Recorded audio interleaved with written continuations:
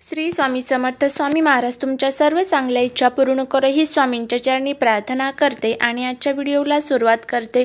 पण त्या अगोदर चॅनलवरती नवीन असाल तर सबस्क्राईब करा आणि शेजारील बेल आयकॉनलाही प्रेस करा, म्हणजे माझ्या सर्व नवीन व्हिडिओंचं नोटिफिकेशन तुम्हाला मिळेल आणि तुम्ही एक पण व्हिडिओ मिस करणार नाही।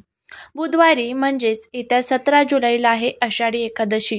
आषाढी एकादशीची वाट जी आहे तर ती प्रत्येक हिंदू धर्मामध्ये प्रत्येक घरामध्ये बघितली जाते। सर्वात मोठी एकादशी असते आणि याच दिवसापासून चातुर्मासाला सुरुवात होते। चातुर्मास म्हणजे 4 महिने। या दिवसापासून कार्तिक एकादशी पर्यंत कोणत्याही प्रकारचे शुभ कार्य केले जात नाही। त्यामध्ये लग्न असेल, गृहप्रवेश असेल, मुंडन असेल किंवा इतर जे काही शुभ कार्य असतात तर ते या 4 महिन्यामध्ये केले जात नाही। कारण या 4 महिन्यात भगवान विष्णू हे शेष नागावरती क्षीरसागरात झोपी जात असतात, योग निद्रेमध्ये असतात। त्यामुळे आषाढी एकादशीच्या दिवशी आपल्याला श्रीहरीचं पूजन करायचं असतं। ते कशा पद्धतीने, तर आपल्याला भगवान श्रीहरीच्या पूजनासाठी लवकर उठायचं असतं। त्यानंतर स्वच्छ आंघोळ करून पिवळ्या कलरची वस्त्र जर परिधान करता आली तर अतिशय उत्तम। त्यानंतर श्रीहरीची मूर्ती जी आहे तर ते एका तामणामध्ये घ्यायची, त्यावरती तुम्हाला अभिषेक करायचा आहे, पाण्याने करू शकता।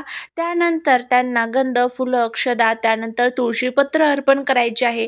हे सर्व झालं की आरती करायची, नैवेद्य दाखवायचा। नैवेद्यामध्ये तुम्हाला तुळशीचं पत्र ठेवायला अजिबात विसरायचं नाही, कारण त्याशिवाय श्रीहरी नैवेद्य ग्रहण करत नाहीत। हा जो उपवास आहे तर तो प्रत्येक घरामध्ये केला जातो। लहानातील लहान व्यक्तीपासून ते वयोवृद्धांपर्यंत हा उपवास करत असतात। कितीही आजारी मनुष्य जरी असला तरीही तो हा जो उपवास आहे तर तो करतोच, कारण संपूर्ण 24 एकादशीचं फळ आपल्याला मिळतं ज्यावेळेस आपण फक्त एक आषाढी एकादशीचा उपवास करत असतो। अतिशय हा महत्त्वाचा दिवस आहे। या दिवशी आपल्याला घरामध्ये श्रीहरीच्या पूजनासोबत काही सेवा करायची आहे। त्यामध्ये तुम्ही श्रीमद भागवत जो ग्रंथ आहे तर त्याचं पठण करू शकता। पितृदोष निवारणासाठी अतिशय प्रभावी हे जो ग्रंथ आहे तर त्याचं पठण तुम्ही करू शकता। त्यानंतर घरामध्ये विष्णू सहस्रनाम, लक्ष्मी गायत्री मंत्र, विष्णू गायत्री मंत्र, विष्णू चालीसा, लक्ष्मी चालीसा हे सर्व स्तोत्र आणि मंत्रांचं आपल्याला पठण करायचं आहे। आता ते सर्व झालं की त्यानंतर आपल्याला संध्याकाळी आषाढी एकादशीच्या दिवशी संध्याकाळी आपल्याला धण्यांचा एक उपाय करायचा आहे। धणे जे असतात तर ते माता लक्ष्मीला अतिशय प्रिय असतात आणि बघा सर्वांनाच माहीत आहे की आपण आपल्या घरातील धणे जे आहेत तर ते कधीच संपून देत नाही। घरातील अशा काही वस्तू असतात ना तर त्या आपल्या घरामध्ये माता लक्ष्मीच्या स्वरूपामध्ये असतात आणि त्या वस्तू कधीच संपून द्यायच्या नाही। त्यामध्ये बघा मीठ असतं, धणे असतं, त्यानंतर गव्हाचं पीठ, दूध, दही ह्या वस्तू घरातून कधीच संपून द्यायच्या नाही। साखर, या सर्व वस्तू माता लक्ष्मीच्या स्वरूपामध्ये आपल्या घरामध्ये असतात।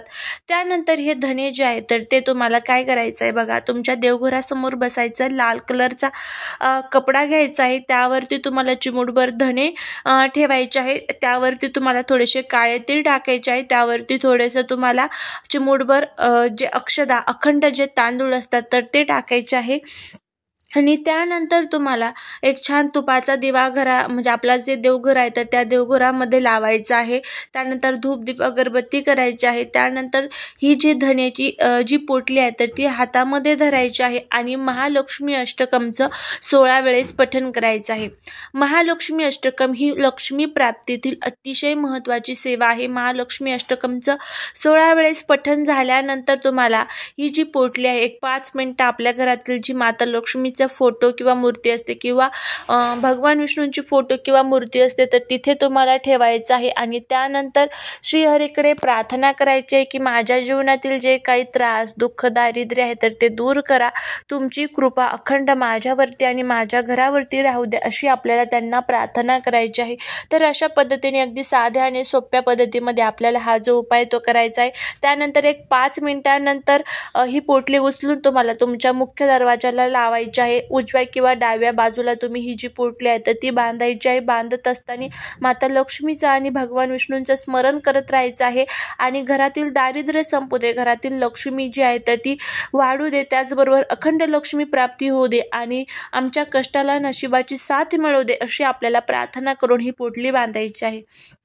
तर अशा पद्धतीने तुम्हाला ही पोटली जी आहे तर ती मुख्य दरवाजाला बांधायची आहे आणि हा उपाय तुम्ही 5 ते 7च्या दरम्यान तुम्ही संध्याकाळी करू शकता. करून बघा, नक्कीच तुम्हाला याचा अनुभव येईल की सर्व दोष, दुःख, दारिद्र्य, अडचणी सर्व दूर होतात आणि श्रीहरीची पूजा केल्याचं पुण्य आपल्याला मिळतं आणि त्याचबरोबर घरामध्ये पैशांच्या ज्या काही अडचणी आहेत तर त्या दूर होऊन माता लक्ष्मीची अखंड कृपा आपल्यावरती होत असते. खूप खूप प्रभावी हा उपाय जो आहे तर तो आषाढी एकादशीच्या दिवशी संध्याकाळी करून बघा. तुमच्या मनातील एखादी इच्छा असेल तर ती सुद्धा तुम्ही तिथे व्यक्त करू शकता, नक्कीच पूर्ण होईल.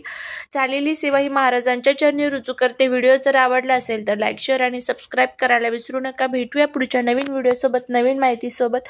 श्री स्वामी समर्थ.